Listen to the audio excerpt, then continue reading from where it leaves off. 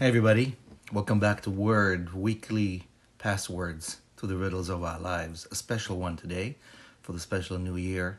An amazing story, an amazing word. Really the password. That is what it's all about. Question for you. Do you have a password? Some kind of a safe word, a reminder, a mantra that helps you when the night is long, when the days are dark? Go on, remember, keep it up, it's okay. Something more profound than that? I think a lot of us do. Not only personally, but also collectively. And today we're looking at a word that made it into the collective consciousness of not just the Hebrew people, but many other people trying to survive through very tough times.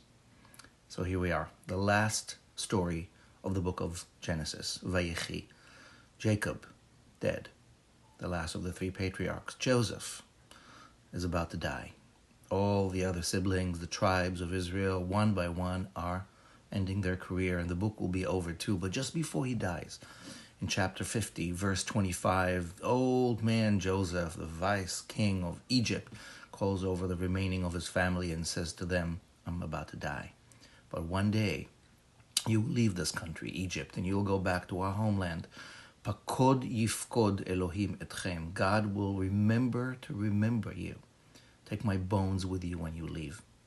Now, he doesn't tell them that, and maybe he doesn't know, but after he dies, their VIP status is going to be changed, and they're going to become slaves for hundreds and hundreds of years. They're going to forget who they are, the dignity, their humanity, their origin. They will forget their names and their language. They will become identified as slaves. On this day, in 1863, the first day of that year, the Emancipation Proclamation was proclaimed in this country, and at least officially, the slaves in this country were freed and began to remember again who they were. One of the stories that helped them again and again, as we hear for many generations of American slavery, was the story of the Exodus. That there is hope inside darkness, that liberation can happen. But how did the Hebrews remember? Here's the password. Pakod yifkod. God will remember to remember. Pakod is an interesting word in Hebrew. It means to command, but also to visit and also to remember in some way. It's a relational word. And Joseph says to his brothers, Pakod yifkod. There will be a memory. Remember these two words. God will come back. A better day will come. Don't forget the hope.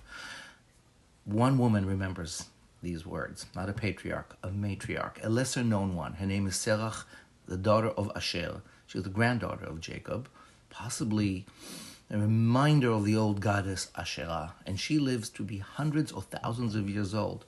In the next book we're going to visit next week, when Moses comes around, it's her he goes to, and he asks her, what is the password to activate the Exodus, the liberation? And she says, Pakod yifkod. So there are keywords and passwords in our personal lives, in our collective unconsciousness, that will help us survive 2021, this plague, systemic racism, our inner darkness and fears. Let us find words that will help us dismantle the fear and the division and give us hope even when it's dark. And on this first day of the new year, into this Shabbat, in which we are starting the journey of the Exodus from the death of the old, let us remember the words that give us power, our own and the ones we inherited. Pakod yifkod.